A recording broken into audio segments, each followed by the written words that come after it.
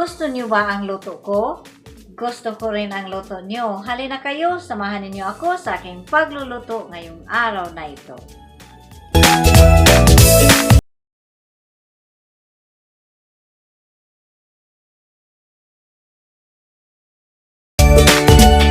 Hello mga palangga, I'm back. At kung bago pa lamang kayo sa aking channel, please don't forget to subscribe and hit the bell para naman ma-notify kayo sa ating mga bagong upload.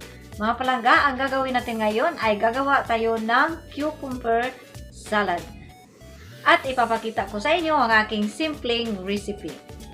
Ang aking recipe, ingredients sa aking cucumber salad ay cucumber, tomato, pepper, ginger, ang tawagin onions, salt, at saka vinigar. At ngayon, hindi natin ikakat ang ating cucumber, is-shred natin, susudsurin natin in Bisaya pa. Okay? Parang maliit na pagkahiwa. Ay nahiwa, is-shred. Ang una natin gagawin ay ikakat natin ang ating cucumber into half. Ayan.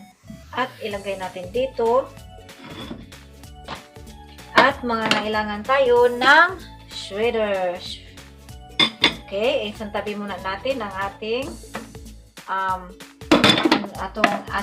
cutting board. At isi-shred natin ang ating cucumber.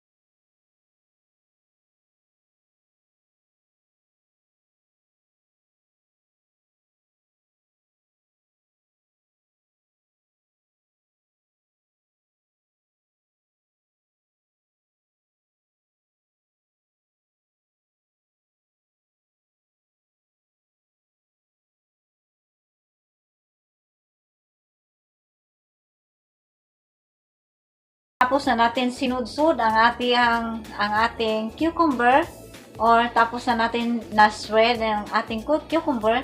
Ngayon, ang mga spice naman natin ang ating ikakat. Ayan. Ngayon, ang una nating ikat ay itong ating ginger. The reason why hindi ko i-shred ang ginger natin dahil gusto ko medyo malaki-laki, dahil pag hindi mo malaman na mayroong ginger, ay lagot ako sa asawa ko, hindi yun kakain ng ginger. Yan, parang makita niya ang tawagin ginger. So ayun. Okay, pag i-shred natin, medyo muliliit ang ating ginger. So ito, sa pamagitan ng ganitong pagkahiwa, ito na siya, makita